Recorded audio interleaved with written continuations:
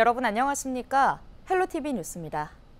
개발을 앞둔 서울 혁신파크 부지 관련 보도 이어가고 있습니다.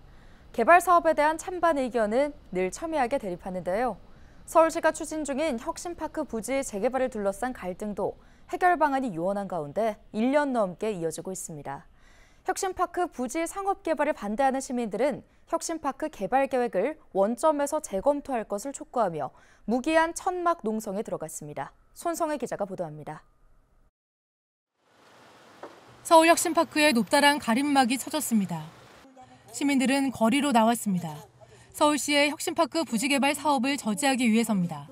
공사를 완전히 몸으로 막고 그런까지 못한다 할지라도 시민들에게 알리고 그 의지를 떳떳이 천명하는 것이 우리의 길이라고 생각합니다. 혁신파크 공공성을 지키는 서울 네트워크는 지난 30일 저녁 혁신파크 정문 앞에서 집회를 열고 혁신파크 철거 중단을 촉구했습니다.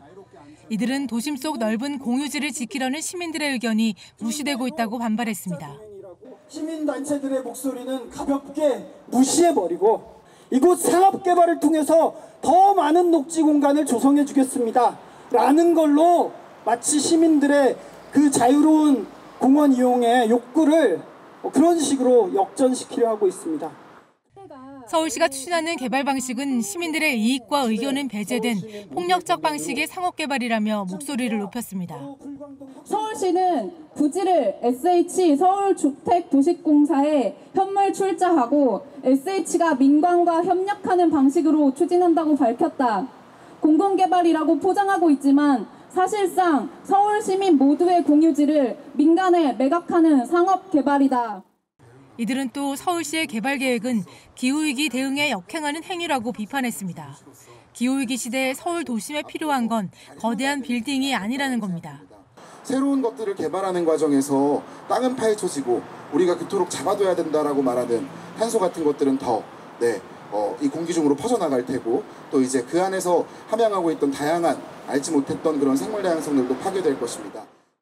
서울 혁신파크 부지 개발을 둘러싼 갈등은 1년 넘게 이어지고 있습니다. 2022년 12월 서울 혁신파크 부지 복합개발 사업 추진 계획이 발표된 후 시민들은 공공의 공간으로서 서울 혁신파크를 지키는 시민 모임을 만들었습니다. 이들은 개발 반대 서명운동을 하고 거리 행진 시위에 나서는 등 혁신파크 부지 상업개발 반대 투쟁을 이어가고 있습니다. 하지만 혁신파크 부지를 서부권의 신생활 경제 중심지로 육성하겠다는 서울시의 계획은 현재 진행형입니다. 서울시는 혁신파크 운영을 종료한 뒤 개발을 위한 타당성 조사, 사업 구체화 영역 등 관련 절차를 밟고 있습니다. 일부 시민들이 반대 목소리를 내고 있지만 서울시 입장엔 변함이 없어 갈등 해결은 요원한 상황입니다. 한편 이날 집회는 시민 100여 명이 참석한 가운데 2시간 가까이 진행됐습니다. 시민들은 혁신파크 부지 상업개발 중단을 외치며 거리를 행진한 뒤 무기한 천막농성에 돌입했습니다. 헬로티비 뉴스 손성혜입니다. 은평구 가련동에서 음주운전자가 몰던 차량에 전봇대를 들이받아 이 일대가 정전이 되는 사고가 발생했습니다.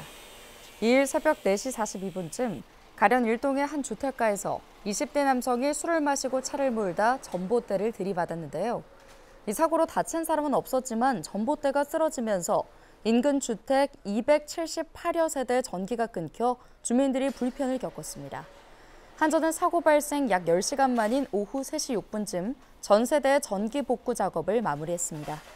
은평구는 오전 6시 30분과 8시 12분 두 차례에 걸쳐 가련동 415-18 일대에 정전이 발생해 복구 시간이 소요될 예정이니 다른 피해가 없도록 주의하시기를 바란다는 내용의 재난 문자를 보냈습니다. 주 2일 응급실 폐쇄를 검토했던 서울 이대 목동병원이 응급실 폐쇄 검토를 철회하기로 했습니다. 이대 목동병원 응급의학과 남궁인 교수는 이번 주부터 매주 수요일과 목요일 응급실 폐쇄를 검토했지만 응급 환자를 위해 당분간 응급실을 폐쇄하지 않기로 했다고 밝혔는데요. 이대 목동병원 응급의학과는 8명의 전문의가 전공의 없이 3교대로 24시간 응급실을 지켜왔으며 피로가 가중돼 더 이상 버틸 수 없는 상황이 되면서 응급실 폐쇄를 검토한 바 있습니다.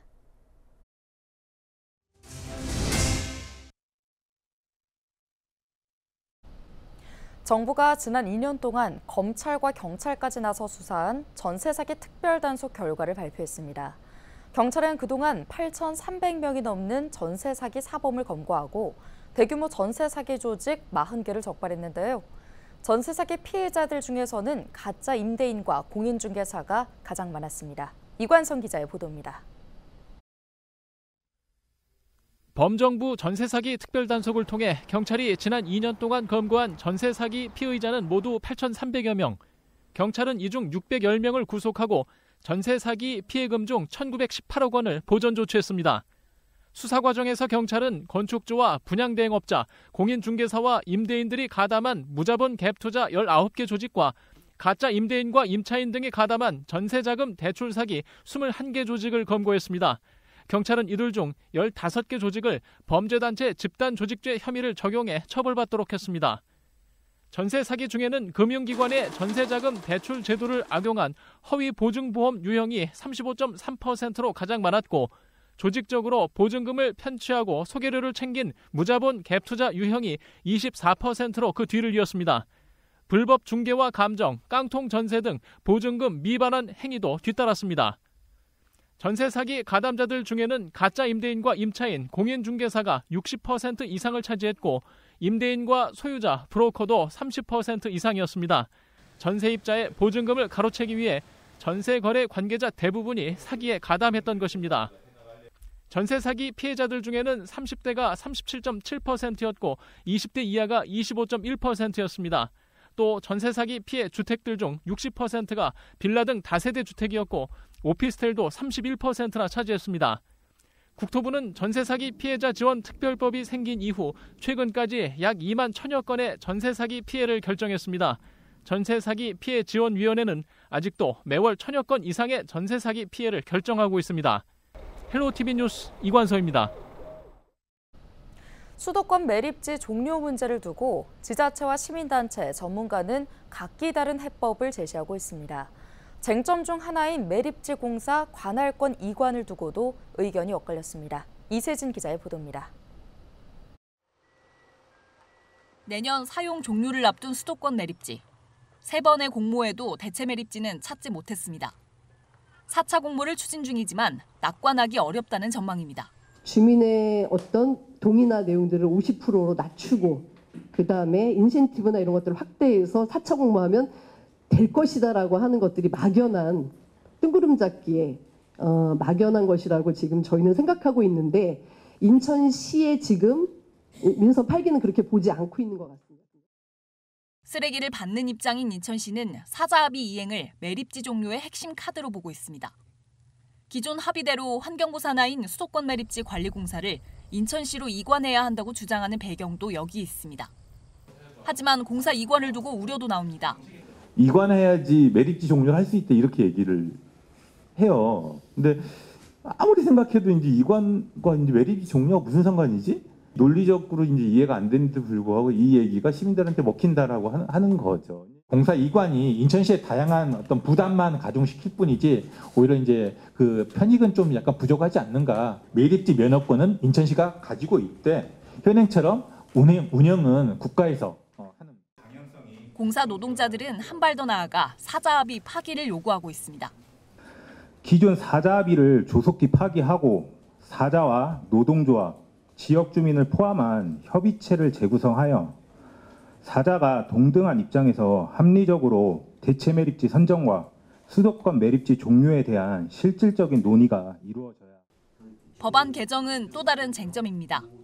수도권 매립지 공사법 개정안을 직원 대표 1인 그리고 지역에서 추천하는 전문가 1인이 비상임이사로 의사결정에 참여하는. 한편 인천시는 이번 4차 공모를 마지막 공모로 못 박았습니다. 대통령 공약 사항인 만큼 정부가 직접 나서야 한다는 입장도 내비친 상태입니다. 헬로티비 뉴스 이세진입니다. 22대 국회 시작을 알리는 개원식이 임기가 시작된 지 석 달 만인 2일 열렸습니다.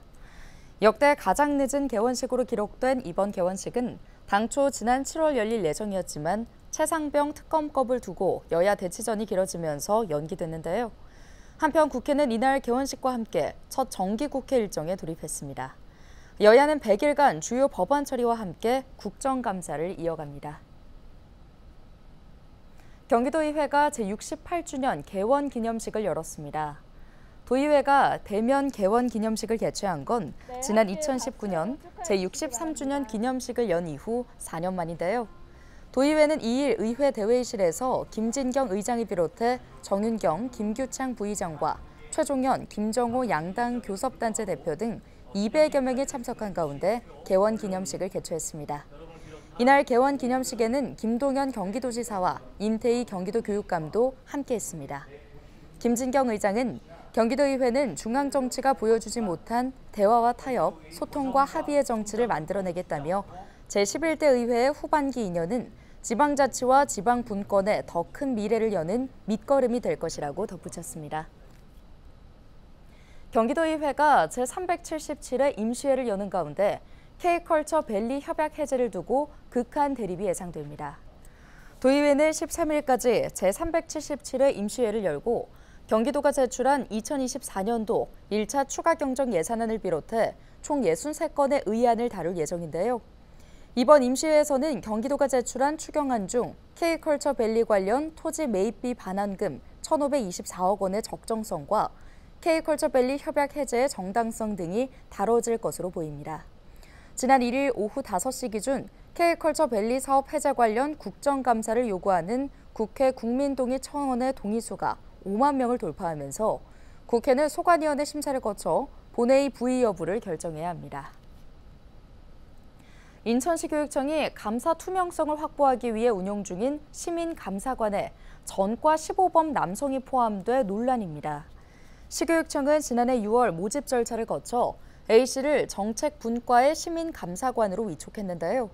그러나 최근 A씨가 전과 15범의 인물이라는 사실이 알려지면서 인사검증 부실 논란이 불거졌습니다.